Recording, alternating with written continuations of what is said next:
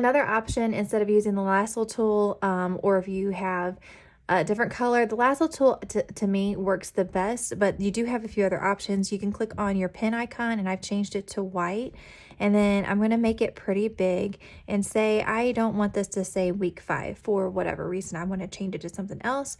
You can simply cover up what was written there, especially if you have the same color as the background. So you can make this say whatever you want it to say simply by covering up what was previously there, and nobody would ever know. Now that we're talking about different customizing options, I want to talk to you about the image tool because it is my best friend when it comes to digital planning. I can make so many changes with the image tool. So I'm going to show you a couple of those right now. I'm going to grab my sticker organizer and I'm going to show you a few things that you can do. And you have lots and lots of options with the stickers. Okay, let's say for instance you're planning in the new dark mode planner and you have this sticker set, but you realize that the Mary is written in black. You can click on the image tool and drag this over and then click on it again and hit crop. Now you can do rectangle or freehand. Sometimes you can get away with rectangle and sometimes it won't get all of it without getting another word too. Freehand is a great option. All you have to do is go in here with this green line and just go in between and just circle what you want to keep and then hit done. And then now the Mary is gone on the top. So now I can put Christmas and then I can change it to white writing and I can do Mary on top.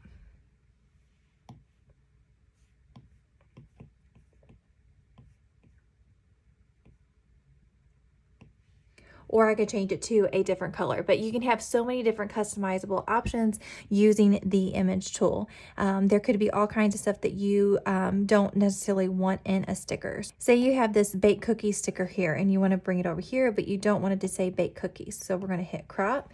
We're going to use the freehand to kind of give this a wiggle over here on the side so it doesn't look like it's cropped. So we're just going to go kind of like that. And you can't even tell that I've cropped something out of there. And then you can write in what you want to put, and you can use your baked cookies right there. And you could even do a little bit better job and maybe not make it so pointed right there. But it's really, really great to be able to customize these different stickers. This one originally said clean house or something, and I did not want that on there. I just wanted this cute little caddy. And so I just took the words off and I saved it like that because I wasn't planning on using the words with it. Another really cool way to use the image cropping tool is to use it with your widgets. So I'm on a blank page here. This is one of our customizable planners, and I'm going to drag in this insert that I want to use for the week, but I've decided I don't want any of this stuff on the side. So I am going to click, I'm going to hit crop, and then I'm just going to hit the rectangle tool and I'm going to move it over to where it's right in between those lines and hit done. And then now I can use this over here on this side. And then I can decorate all over here, which is one of my favorite ways to use this particular insert. And it's great too if you find something that you like in one of our other inserts that you want to use.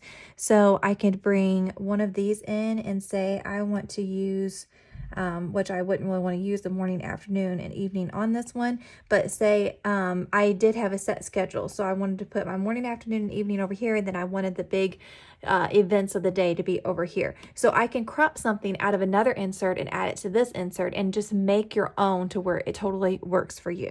Another thing that you can do is when you're using our shape widgets, let me show you some options there. So when you're using our shape widgets, you can also kind of do the same concept. So what I'm going to do down here is click on my eraser, and I'm going to erase what's here already. And what I'm going to do is I'm going to find an insert that I want to use for over here. So let's say tracker here, but we actually don't have medicine that we need to track. Say I want to track something else. Let's just crop down. Okay, that actually left a little bit there. So what we're going to do is we're going to go back, we're going to click it again, and this time we're going to do freehand so we can still keep the word tracker. I did not do a very good job of that. Oh, okay, it works. Okay, so you're going to add this here, and then you can add in your own writing, and we're going to say, what do we want to keep track of this week? Let's keep track of water intake, or maybe playing with the kids or going outside, whatever you want to keep track of. And we're going to add that on top. And then now we have a water tracker instead of a medicine tracker. So you can literally customize so many things with this option. I'm telling you, the image tool is your best friend when it comes to digital planning. And that actually moves us into another pro tip for digital planning, especially if you're using GoodNotes. If you're brand new to GoodNotes, you may not know that GoodNotes works in layers. So that means whatever you put on the page first is going to be on the bottom, and then whatever you add to the page after that will always be on top of whatever you added before that. So let me explain. If I want this cleaning tracker on this page, then say I want to use another shape widget background. So, okay, so now I've got my insert, so now I want to find a background. So I found this background and it's the same size. It's going to fit great. Okay, so I'm going to put that there. Well, where's my insert? The insert's still there. Okay, there it is. It's on top now. Okay, we're good. Click off. Where to go? And you may get frustrated, but it's an easy fix. Whatever you add on the page last is what's going to be on top. And I added this last. So what I'm going to do is I'm going to hold down and drag it over to where it duplicates another one. And then I'm going to erase this original one. And then I'm going to set this one, and since I have duplicated it on the screen, or I drug over another thing and it was the last thing I put on the screen, it's going to show up on top of that one. So then I'm all set to keep track of my water and my medicine. So everything works in layers. So it's going to work the same way. Say you want this Instax frame here, and then you want to add an image. Let's go through here and say, okay, we want this image of this cute little cow, okay? So I am going to put him right here, and oh, it's too big. Okay, let me crop it down. I'm going to make it a little bit more of a square so it'll fit in there, and then bam. Well, I can still tell the edges aren't. Why isn't that going behind it? It's because it was added last. So what you're going to do is you're going to hit the Instax frame, and you're going to duplicate it, and you're going to erase the first one, and then position this where you want it. And then take your picture and you can position it where you want it. But when you let go of it, it's going to magically go behind the frame and give you a perfect cutout.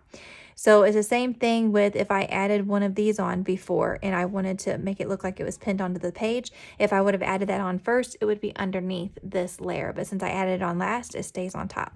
So that's how layers works. And it's really easy to grab individual things instead of using the lasso tool to be on the image tool. And I can just move this out of the way, and then I can grab this, and it allows you to pick up just the things that you want. I'm trying to see if I have some stickers on top of each other. So like this is a sticker that's on top of a sticker. So say I don't want to grab the Christmas music. I want to grab this record player. All I have to do is tap down there, and I can just grab the record player. Whereas if I'm using the lasso tool, sometimes it's really hard to just grab one item. And also whenever you're dragging items from over here, a lot of digital planners will say make a little circle, and that's what we used to do too, to drag it over, which definitely works sometimes. It's really easy to grab a couple of things, so it's a lot easier just to click on the image tool and grab just a specific thing you want and drag it over, and you'll always just grab one thing instead of several things at one time. So that is just a few little tricks there to help you become a digital planning pro. I hope you enjoyed these tricks. Thank you so much for joining us here, and leave a comment down below if you have any questions. Be sure to check out breezyorganization.com. We have all these planners and stickers available with new products coming out every single week, and join us on all of our social media platforms. We're on Facebook. We have a huge group there that shares all of their layouts and gives you tons of inspiration. We're on TikTok and Instagram and YouTube. Let us know if you have any questions, and thank you so much for joining us, and happy planning.